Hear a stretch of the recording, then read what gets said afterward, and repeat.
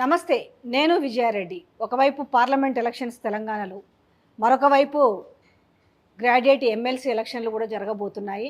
So ఏదున్నా ఏ ఏ ఎలక్షన్‌కో ఆ ఎలక్షన్‌కి ప్రయారిటీ అధికంగానే ఉంటుంది.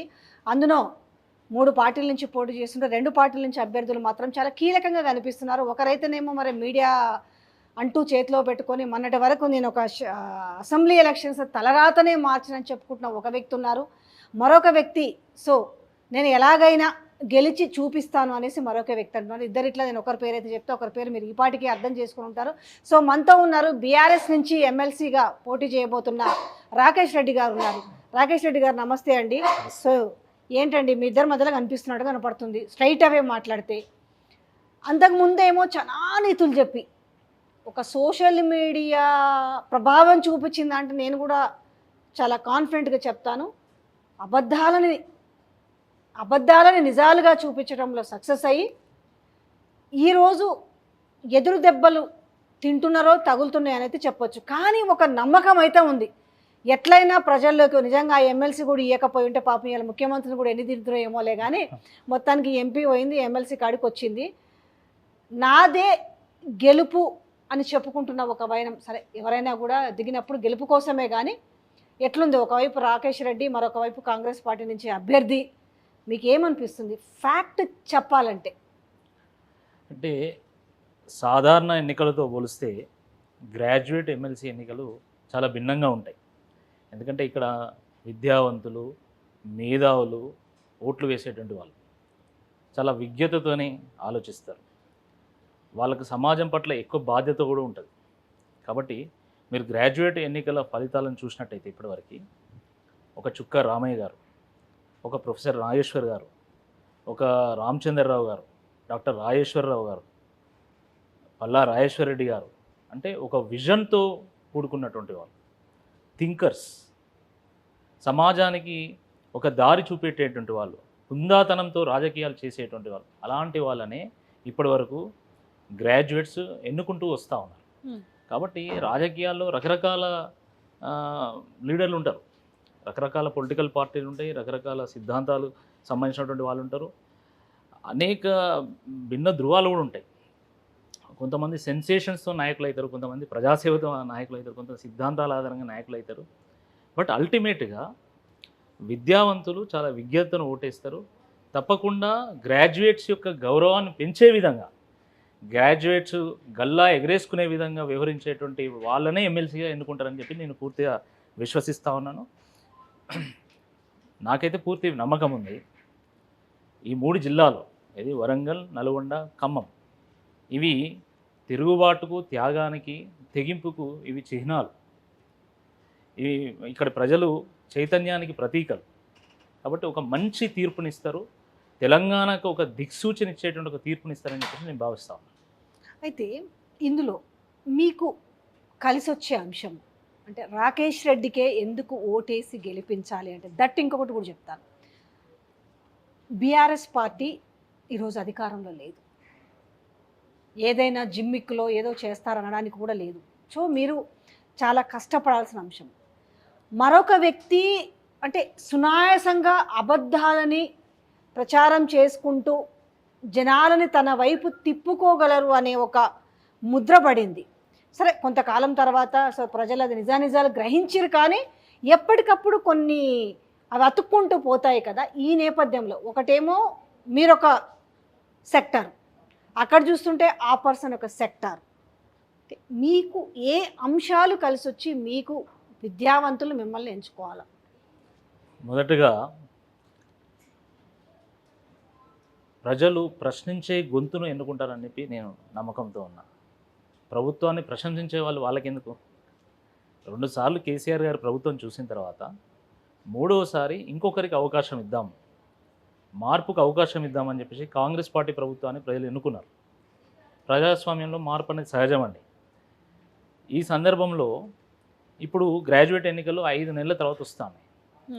కాంగ్రెస్ పార్టీ అనేక హామీలు ఇచ్చింది, 6 గ్యారంటీలు, 420 హామీలు ఇచ్చింది. మార్పు అని ప్రజలు పట్టుబడితే చివరకు వాళ్ళ నోట్లో మట్టి కొట్టినట్టే. ఏ ఒక్క హామీ నెరవేర్చేటట్టు ఒక పరిస్థితి లేదు. పూర్తిగా పరిపాలన వైఫల్యం చెందింది. అసలు ప్రభుత్వం ఉన్నదా లేదా అనే రకంగా ఈరోజు రాష్ట్ర ప్రజలు ఫీల్ అవుతూ ఉన్నారు. ఇటువంటి నేపథ్యంలో ఈ ఎన్నికలు వచ్చినాయి. కాబట్టి ఇప్పుడు ప్రభుత్వాన్ని ప్రశ్నించేటువంటి వాళ్ళు కావాలి, మళ్ళీ ప్రభుత్వానికి వంతపాడేటువంటి వాళ్ళు అవసరం లేదు. ఇప్పుడు కాంగ్రెస్ పార్టీ అభ్యర్థిని గెలిపిస్తే ప్రభుత్వాన్ని ప్రశంసించేవాడిని గెలిపించినట్టు అవుతుంది. కానీ బీఆర్ఎస్ పార్టీ నుండి ఎమ్మెల్సీని గెలిపిస్తే ప్రజల పక్షాన, గ్రాడ్యుయేట్స్ పక్షాన ఒకరిని శాసన మండలికి పంపించినట్టు అవుతుంది, వాళ్ళ గొంతును వినిపించినటువంటి వాళ్ళు అవుతారు. మొదటిది. రెండవది, నేను వ్యూస్ కోసం రాజకీయం చేయనండి, ఒక విజన్ కోసం రాజకీయం చేస్తాను. నేను లైక్ల కోసమో, కామెంట్ల కోసమో, షేర్ల కోసమో నేను రాజకీయం చేయను. నేను ప్రజల కష్టసుఖాలు షేర్ చేసుకుంటూ, వాటి మీద కామెంట్ చేస్తూ, ప్రభుత్వాల యొక్క అటెన్షన్ డ్రా చేస్తూ రాజకీయాలు చేస్తూ ఉంటాను. నా ప్రశ్న ప్రజల కోసం, నా ప్రశ్న పైసల కోసం కాదు. నా పోరాటం పరిష్కారం కోసం తప్ప, నా పోరాటం పైత్యం కోసం కాదు. నా ఆరాటం ఒక ఆశయం కోసం తప్ప, నా ఆరాటము ఇంకా వేరే దానికోసం కాదు. కానీ రాకేష్ రెడ్డి గారు ఈ రోజుల్లో అంటే సోషల్ మీడియా వేదికగా పెట్టుకొని నిజాల కంటే ఈరోజు అసత్యాల ప్రచారంలో చాలా ముందుంటుంది. అట్లాంటి వ్యక్తులు చాలా తొందరగా ఎలివేట్ అవుతున్న నేపథ్యంలో మీరు అన్నట్టుగా గ్రాడ్యుయేట్స్ ఇది. సో అంటే కొంత వాళ్ళకి మినిమంగా ఆలోచన శక్తి ఉంటుంది, ఎవరిని ఎంచుకుంటే ఏంటి, మనం ఎవరిని రేపు శాసన మండలిలో కూర్చోబెట్టాలనేసి. ఇప్పుడు కొంచెం టిపికల్గానే ఉంది కదా. మీరు ఒక ఫైర్ బ్రాండ్, ఒక ఫైర్గా మీరు చాలా అగ్రెసివ్గా మాట్లాడుతుంటారు. గతంలో చూసినాము, ఇప్పుడు చూసినాము. ఎట్లా అనిపిస్తుంది మీరు ఇప్పుడు అసలు ఎట్లుంటుంది అంటే మామూలుగా? అంటే మనం ఎంపీ ఎలక్షన్స్లో ఎమ్మెల్యేలు చూస్తుంటాం, క్యాన్వాసింగ్, ప్రజల దగ్గరికి పోతారు, మాస్ ఏరియాలోకి పోతారు. ఎట్లుంటుంది అసలు ఈ గ్రాడ్యుయేషన్ ఎలక్షన్స్ క్యాన్వాసింగ్ అంటే వ్యక్తిని కలిసే విధానం ఎట్లుంటుంది? అసలు వాళ్ళు మిమ్మల్ని ఏం క్వశ్చన్ చేస్తారు, మీరు వాళ్ళకి ఏం చెప్తారు, ఎట్లా ఉంటుంది అసలు చెప్పు. అంటే ఈ ఎన్నిక చాలా భిన్నంగా ఉంటుంది. ఒకటి, విస్తీర్ణం దృష్ట్యా చూస్తే 3 రాష్ట్రాల బార్డర్లో ఎన్నిక జరుగుతుంది. అటు ఛత్తీస్గఢ్, ఇటు ఆంధ్ర, ఇటు తెలంగాణ. 34 నియోజకవర్గాల్లో, 11 జిల్లాల్లో, 250 పైగా మండలాల్లో ఈ ఎన్నిక జరుగుతుంది. కాబట్టి ప్రతి ఓటర్ను కలవడం చాలా కష్టంగా ఉంటుంది. కాబట్టే మీడియా ద్వారా, సోషల్ మీడియా ద్వారా, కాల్ సెంటర్ల ద్వారా మనం ఓటర్ని టచ్ చేసేటువంటి ఒక ప్రయత్నం చేస్తాము. బట్ ఇక్కడ మనకు కలిసి వచ్చేటువంటి అంశం ఏంటంటే, అంత విద్యావంతులు అందరూ కూడా స్మార్ట్ ఫోన్స్లో ఉంటారు, అంత అవేర్నెస్ ఉన్నటువంటి వాళ్ళు ఉంటారు. కాబట్టి పాలేందో నీళ్ళేందో తేల్చగలుగుతారు, రాయేందో రత్నమేందో గుర్తించగలుగుతారు, మంచేందో చెడేందో ఆలోచించగలుగుతారు, నిజమేందో అబద్ధమేందో కూడా వాళ్ళు నిర్ణయించగలుగుతారు. కాబట్టి ఎవరు ఎన్ని చెప్పినా కూడా, ఎంత సెన్సేషన్ క్రియేట్ చేసినా కూడా తప్పకుండా ఒక నిజమైనటువంటి ట్రూ పబ్లిక్ లీడర్ ఎవరో వాళ్ళు డిసైడ్ చేస్తారు. ఒక ఆయన స్క్రీన్ లీడర్, ఒక ఆయన పార్టీ లీడర్, నేను పబ్లిక్ లీడర్ని. నేను పబ్లిక్ నుంచి వచ్చినటువంటి వాడిని. నేను ఒక సాధారణ రైతు కుటుంబంలో పుట్టి, బిట్స్ పిలానీ లాంటి ఇన్స్టిట్యూషన్లో నేను గ్రాడ్యుయేషన్ కంప్లీట్ చేసి, నేను అమెరికాలో ఒక ఉన్నతమైన ఉద్యోగం చేస్తున్నటువంటి సందర్భంలో పుట్టిన గడ్డకు సేవ చేయాలనేటువంటి ఉద్దేశంతో ఉన్నతమైనటువంటి ఉద్యోగాన్ని కూడా రాజీనామా చేసి నేను 2013లో భారతీయ జనతా పార్టీ వచ్చాను. నేను పారాషూట్ లీడర్ని కాదు. నేను రాగానే నేను ఎన్ఐ కాబట్టి నాకు టికెట్ ఇవ్వమని నేను అడగలే. నేను ఒక కార్యకర్తగా నేను చేరుతాను. నేను ప్రజల కష్టసుఖాల్లో పాల్గొంచుకున్న తర్వాత, నాకు అర్హత సాధించిన తర్వాతనే నేను టికెట్ అడుగుతాను. నేను చెప్పి మరి నేను 11 ఏళ్ళు పనిచేసిన తర్వాత, నేను అన్ని అర్హతలు సాధించిన తర్వాత నేను భారతీయ జనతా పార్టీలో నేను టికెట్ అడిగాను. సరే, నాకు టికెట్ ఇవ్వలేదు. కానీ 3 ఏళ్ల నుండి నన్ను కనీసం పార్టీ మీటింగ్ విలువపోవడం, నన్ను ప్రోగ్రామ్ విలువపోవడము, అనేక రకాలుగా అవమానించడము, పొమ్మని లేక పొగబెట్టి యూత్ని ఎంకరేజ్ చేస్తామని చెప్పి ఎందుకు మిమ్మల్ని 3 ఏళ్ల నుంచి దూరం పెట్టి మిమ్మల్ని పొమ్మని లేక పొగ పెట్టడానికి కారణం ఏమై ఉంటుంది అసలు? అందులో ఒకరిద్దరు నాయకులు వాళ్ళు టాలెంట్ని ఊర్చుకునే పరిస్థితి లేదు. కాబట్టి పొమ్మని లేక పోగబెట్టినటువంటి ఒక పరిస్థితిలో నేను బయటకు వచ్చిన. వాస్తవానికి నేను ఒక కార్యకర్త స్థాయి నుంచి ఎంతో గుర్తింపు పొందినటువంటి నాయకుడి వరకు ఎదిగిన. నా కార్యకర్తలు నన్ను భుజాల మీద ఎత్తుకొని మరీ మోషన్, మా భారతీయ జనతా పార్టీ కార్యకర్తలు వాళ్ళు నా గుండెల్లో ఇప్పటికీ ఉన్నారు భారతీయ జనతా పార్టీ కార్యకర్తలు. కానీ దురదృష్టవశాత్తు ఏంటంటే, టాలెంట్ను గ్రో కానిచ్చేటువంటి ఒక పరిస్థితి అక్కడ లేదు. కాబట్టి ఎన్నో అవమానాలకు గురి చేసింది. కాబట్టి అప్పుడే కేసీఆర్ గారు కూడా నన్ను హక్కున చేర్చుకోవడం, దాని తర్వాత నేను బీఆర్ఎస్ పార్టీలోకి రావడం జరిగింది. భారతీయ జనతా పార్టీలో నేను టికెట్ అడిగితే నువ్వు చిన్నోడివి అన్నారు. రాకేష్ రెడ్డి చిన్నోడు కాదు, నేను ఏకంగా పెద్దల సభకు పంపుతా అని చెప్పి కేసీఆర్ గారు నన్ను హక్కున చేర్చుకొని ఈరోజు కౌన్సిల్లో టికెట్ ఇవ్వడం జరిగింది. వారికి జీవితాంతం నేను రుణపడి ఉంటాను. బీఆర్ఎస్ పార్టీకి కానీ, బీఆర్ఎస్ పార్టీ కార్యకర్తలకు కానీ. నాకు భారతీయ జనతా పార్టీ రాజకీయ జన్మనిస్తే బీఆర్ఎస్ పార్టీ రాజకీయ పునర్జన్మనిచ్చింది. కాబట్టి తప్పకుండా ఆ పార్టీ ఎదుగుదల కోసం నేను పనిచేస్తాను.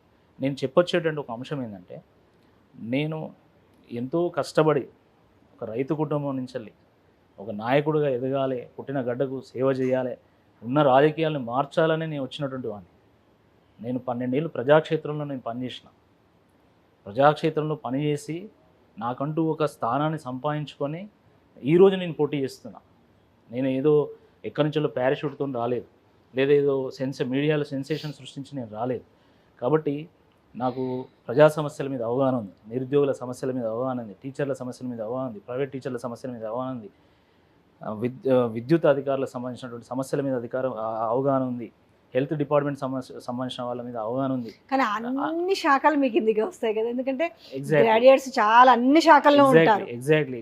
కాబట్టి నేను నిక్కచ్చిగా ప్రభుత్వాన్ని నిలదీయగలుగుతా, గ్రాడ్యుయేట్స్ గొంతును వినిపించగలుగుతా, అవసరమైతే గర్జిస్తా, ప్రభుత్వాన్ని నిలదీసి ఖచ్చితంగా ఒక సొల్యూషన్ కూడా నేను రాబట్టగలుగుతా. నేను కేవలం ప్రశ్నించడం కాదండి, మీకు ఇంకో విషయం కూడా, నేను ప్రశ్నించే గొంతుని వాస్తవమే, కానీ పరిష్కారం చూపేటువంటి వాడిని కూడా కాదు. ఎందుకంటే నిరుద్యోగ సమస్య మీద చాలామంది మాట్లాడారు. అసలు నిరుద్యోగ సమస్య మీద ఫస్ట్ మాట్లాడిందే నేను, దాని తర్వాత కూడా చాలామంది మాట్లాడిండ్రు. కానీ నేను మాట్లాడడంతో ఆపలేదు. నేను వరంగల్లో పెద్ద ఎత్తున, మీరు కావాలంటే వరంగల్లో ఎవరిని అడిగినా చెప్తారు, పెద్ద జాబ్ మేళా నిర్వహించిన. 690 మందికి ఒకే రోజు నేను ఆఫర్ లెటర్ ఇప్పించాను. ఎన్నో మల్టీనేషనల్ కంపెనీస్ కూడా పాల్గొన్నాయి. దాంతో నాగలేదు. పేద విద్యార్థులు పాపం కోచింగ్ ఫీజులకు ఇబ్బంది పడుతున్నారు, వాళ్ళ తల్లిదండ్రులు కూలీనాలు చేసి డబ్బులు పంపుతున్నారు, వాళ్ళని ఏదో విధంగా ఆదుకోవాలనే ఉద్దేశంతో ఆన్లైన్ లెక్చర్స్తో కూడుకున్నటువంటి ఒక జాబ్ యాప్ని ప్రిపేర్ చేసి నేను ఇస్తే 1000 మంది వాడుకున్నారు దాన్ని. ఆ రకంగా